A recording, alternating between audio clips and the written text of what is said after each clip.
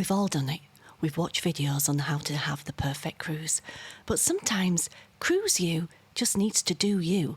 So in this video, we're going to look at the times we haven't done the things that cruise experts have told us we should. Hi, it's Linz from Sweet Natured. As always, I'm joined by Marky. Hello. Hello.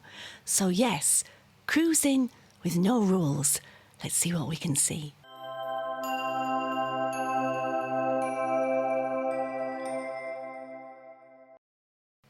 Well, as you said, Linz, there's lots of cruise advice out there. There is. We've been known to give some ourselves. We have, yeah.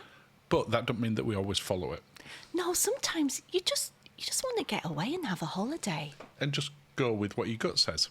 Yeah. The first one that we're going to cover... You know what? I'm going to disagree. Not go with what your gut says. Just go where the cruise takes you. Well, there's that as well. But to start with, you've got to decide what you're going to do before you get on the cruise. And that is, I've been known to book a guaranteed room.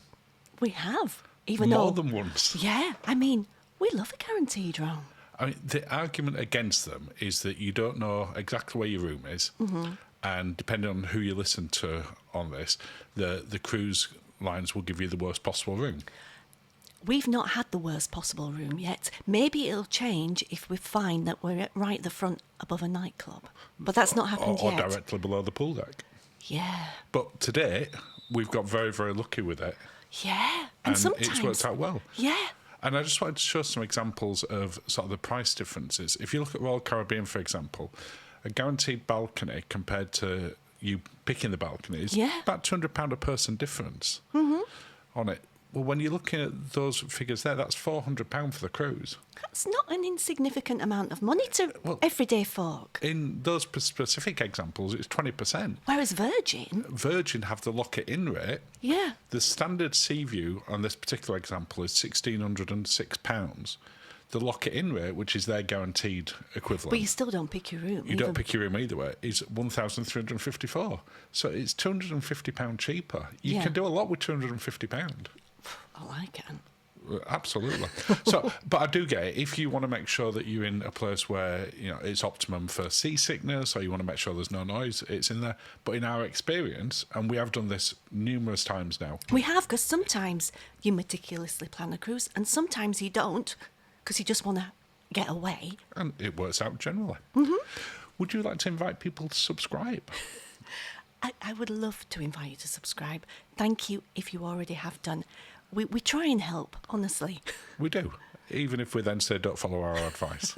And you can follow even less advice on our social media as well. Yes. Now, one of the bits that we do an awful lot is pick the ship over the itinerary. We do. And the expert advice is pick the itinerary that you want to go to. But sometimes you just want to get away. You do. And sometimes you get really excited about a ship, especially if it's a new one or a new type. Yeah. And I'm showing Sun Princess here. Yes. I don't think there was a ship in sort of our recent cruising experience that we were more excited to try. I'll put that above Virgin as well. Yes, I agree.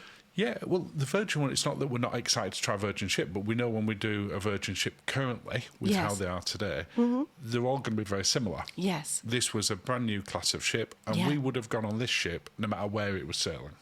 True. The itinerary just didn't matter at all. Yes, yeah. And I think that it is often the case for us that we want to go on the ship type that we want, as opposed to the destination. Sometimes we don't have a lot of holiday spare, and we go, right, we've got to go from Southampton. Yeah, like everybody else. But there are exceptions to the rule where the itinerary takes precedence over the ship. So when we went to Alaska last year, and if we went back to Alaska again, I wouldn't care what the ship was. It would be a case of making sure that we got to certain ports or certain glaciers. Yeah, that's the thing. It's like there's two types of cruises. The one that you meticulously plan down to within an inch of your life. Yeah, where all the excursions, everything. And I think Alaska fits more into that. And then there's the one where life's too short, free and easy you takes over. Yeah, and you just go with whatever is going on there. And if you can do that, fantastic. And the thing is, we'd always have a good time, whichever way we do it. Yeah. One of the other bits where people say, you shouldn't actually do is opt in for the automatic upgrades or bid for upgrades, because similar to with the guaranteed room, if you get them, you've no guarantee of where the cabin's going to be. Yeah. However, if you bid for an upgrade and, for instance, you're bidding for a suite, you know the suites are generally in decent spots. That's why the suites. Yeah, you have some that are in more optimum. But when we bid on the duplex on MSC's Virtuosa, there is no way we could have afforded that without going through the bid process. No, not at all. And we got it incredibly reasonable, and we just didn't care which one it was. No. Because they only have a few on the ship anyway. Yeah. But when we bid on things like the mini suites on Princess quite a few times, again, you know that they're generally in good locations. And if you're in an inside room and you bid for a balcony, well, worst case scenario, you've got a balcony even if it's in not the best place. No. And the thing is, usually for us, it's holiday dates and annual leave that determine when we can go. Yeah. And I think that's a really important thing to sort of acknowledge when you're looking at this, that if you're going at a busier time, so for instance, school holidays, the chance of you getting an upgrade or you getting an upgrade to a less desirable location is greater than if you go more off-season. Yes. That's the thing. But, you know, your life determines it. Yeah. Next bit, travelling the same day. Oh, now we have done this. We have. Our general thing is don't travel the same day, especially if you're going overseas. But we did. But some people some cruise lines make you travel the same day, like Marella or if P&O. you go out with TUI, they fly you out there, P&O fly you out there the same day. But that's all part of the cruise, and if something goes wrong, it's up to them to do that. Yeah. We did our recent Windstar one. Yes. And we took the opportunity to fly out the same day because the first day that the ship was in, it was staying in Barcelona overnight. Yeah. So like, well, even if we're late, it doesn't matter. Even if we're late, we have to end up going via Amsterdam or there's Frankfurt. routes for it to not be concerned exactly. about. And certainly if we're travelling to Southampton from the UK, we know even if it's bad traffic, there's alternate routes and we can get there if you've got a late departure. We normally do that on a Sunday because we know the traffic's lighter. Yeah. Excursion Roulette. We've done this and we've had an amazing time. I've got to admit, though, if there's a train involved, I've usually booked that. But anything else that's not train related... It's funny you should mention because there may be a train being shown shortly. Love train. And not a land train. Proper trains. Land trains give me the creeps. We like... This comes back to what you've said earlier on about just going with the flow and seeing what's available. We'll often pull into port and not know what we're going to do because if the weather's a bit dodgy, we'll go, well, let's just see what it's like when we get there. Yeah. We've done excursions where it's taken us to a destination like Benidorm. Yeah, where there were 30 and then just wandered coaches. Around, found a little restaurant that we liked. And they thought I was German. But then we've researched ones, such as the wine tour on Virgin, that then wasn't what we expected. No, you put too much into it. It's too much. It is. But what I've also found is the excursions that go wrong are often the most memorable as well. When we ended up nearly in Albania. Yeah, and we've done food tours where it's gone horribly wrong. But we remember them and we talk about them. Yeah. Yeah, this one had a power cut underground and we had to eat by candle. I'm not loving it at the time.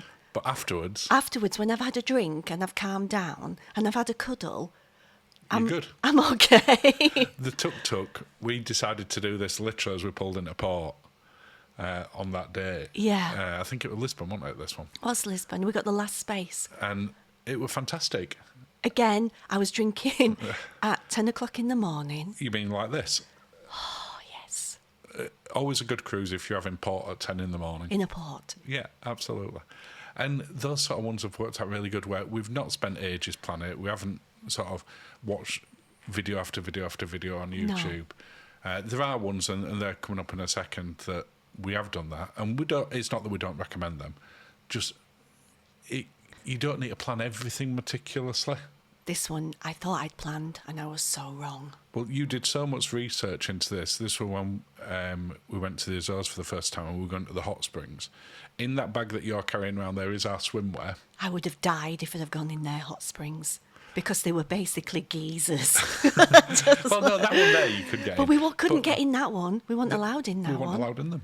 Oh, my brolly's But not happy in this. when we went to Alaska, we did a lot of research in them. But some of the fun ones that we did were when we just got off and had a wander around as well. And drank. But we had found where you could get like nice little Train. drinks. Oh, I love Train. This one we did research a lot, which was the White Pass. We watched so many videos because you knew from the second you saw it that you wanted to do this one. Yeah. So we did make sure that we'd book this in advance. But if you do get there, you can just tip up and try and book a ticket. You can at the station. Yeah, and I think that's the crux of all of this, that just go with the flow and see what you fancy. Just let your inner late-night Linzi take over and see what happens. Well, that brings us to the end of the video. Well, thank you, darling. Cheers. Thank you for watching and have a lovely day.